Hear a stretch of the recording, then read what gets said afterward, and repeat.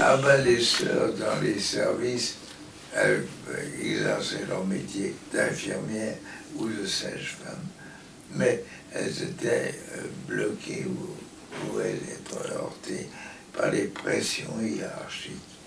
Je pense à deux types de pressions, les patrons et les sœurs, qui avaient une bonne entente, une bonne convivialité. Puis les patrons qui étaient, disons, un peu hâtés sur les bords qui formulaient des contraintes. Et puis le deuxième, c'était les sœurs très compétentes du fait de leur ancienneté, qui voyaient arriver dans leur service des internes un peu prétentieux, on est toujours prétentieux quand on vient réussir l'internat et qui ne connaissaient rien dans la spécialité. Bien, c'est que les sœurs, elles connaissaient quand même pas mal de choses par les visites qu'elles avaient suivies auprès des patrons. Et puis, la clinique, la proximité avec les malades et tout ce que les malades leur redisaient, qu'ils n'osaient pas demander aux médecins. Et moi, je sais que pour ma part, j'ai beaucoup appris des malades, par exemple, au niveau des traitements. Parce que l'homme, un me disait, oh ça me rend sympathique, ça me fait ceci, ça me fait cela, et je ne supporte pas tel médicament. Bon, après on était des interprètes auprès des médecins ou des internes. Mais quand maintenant on regarde le Vidal ou les notices, on voit les contre-indications, et ces contre-indications, c'est ce que les malades nous avaient donné au départ. Si bien qu'on avait une certaine compétence. Et alors, comment ça se passait quand vous aviez un avis contraire de l'avis de l'interne? Pas toujours facile, hein? Ah, pas facile de contrer l'interne. Et c'était désagréable pour vous? Ben, bien sûr. Et qu'est-ce qui se passait alors? Vous cédiez, vous quittiez le service?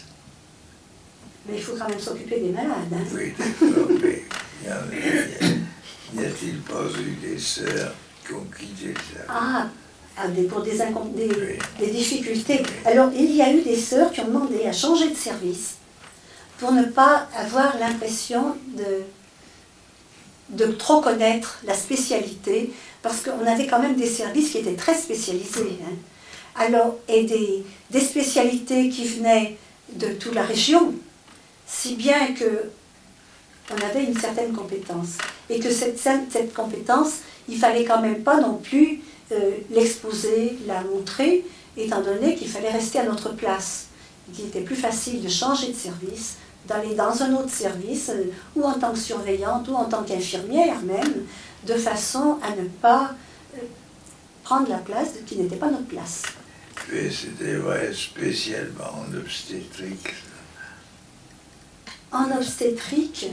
Parce que la sœur qui avait fait 50 000 accouchements ne pouvait pas s'incliner devant les prétentions d'un jeune interne ou d'un jeune externe.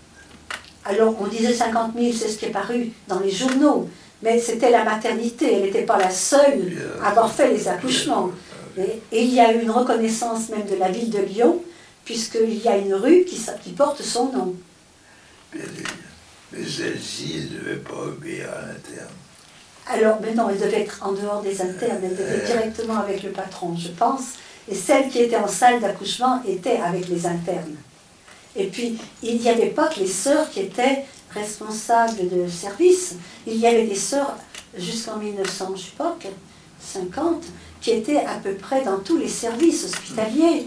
Hein? Moi, à la Croix-Rouge, j'ai connu une sœur Nuri, qui était sage-femme, elle était responsable de la cuisine. C'est elle qui allait au marché de gare faire les achats le matin à 5 heures. Eh oui.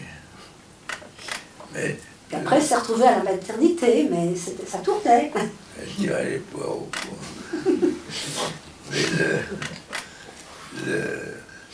je reviens à ces conflits spirituels. Parce qu'il y a eu plusieurs fois des décisions qui étaient prises obligatoirement. On ne perd pas. On continue à traiter, ou bien on ne parlait pas d'euthanasie, on l'a pratiqué quand même en douceur. vous avez connu des cas de difficulté dans les relations entre les types de responsabilité. Alors, il y a, je pense au traitement de la morphine. Hein. Par exemple, oui. Moi, je me suis trouvée un jour avec un médecin qui me demande de faire une morphine à un malade qui allait mal.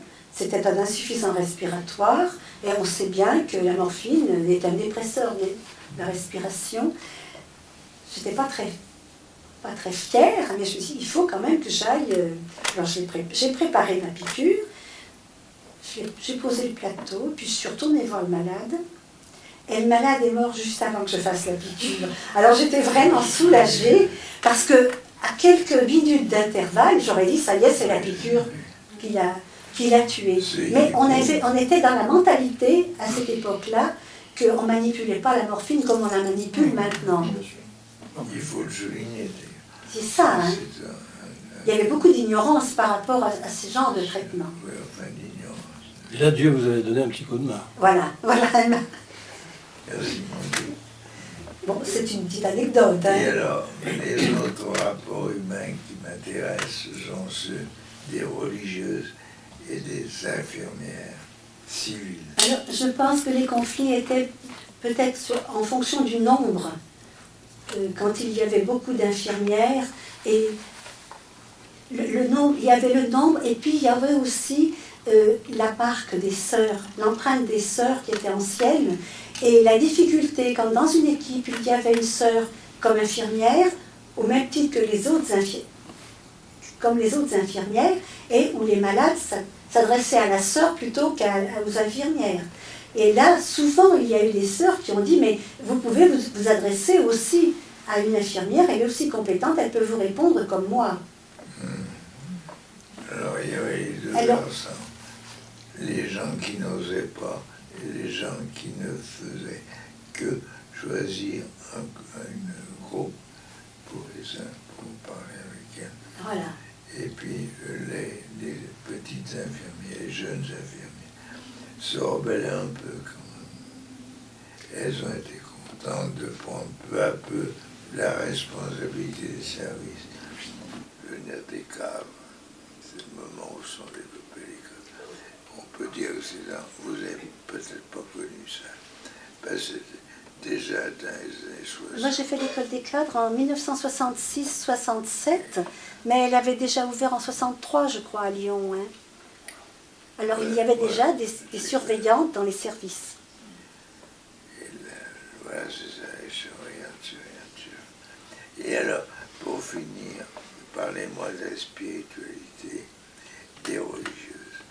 Est-ce que c'était des religieuses, bon, dieuxardes, on va dire, si vous le permettez, qui, dès qu'un malade arrive et qui n'était pas bien frais, leur proposait tout de suite de voir l'aumônier, de se confesser, etc. Ou bien était simplement une empathie particulière par rapport à la mort. Qu'est-ce que vous pensez? Est-ce que vous avez l'impression qu'il y a des religieuses qui étaient très formalistes, quoi, pour dire? Alors, ça dépend peut-être aussi des périodes, parce qu'au XIXe siècle, c'était bien un petit peu comme ça, 18e, 19e. C'est ça. Parce que quand on voit déjà la structure des salles de l'Hôtel-Dieu, Oui. qui donnait sur la chapelle, ça montrait bien l'empreinte. C'est bien le béaba Voilà. de l'activité hospitalière. L'activité hospitalière, Il ne faut pas oublier qu'il n'y avait pas de protestants parmi les malades. Les protestants ont été obligés de faire des hôpitaux spécifiques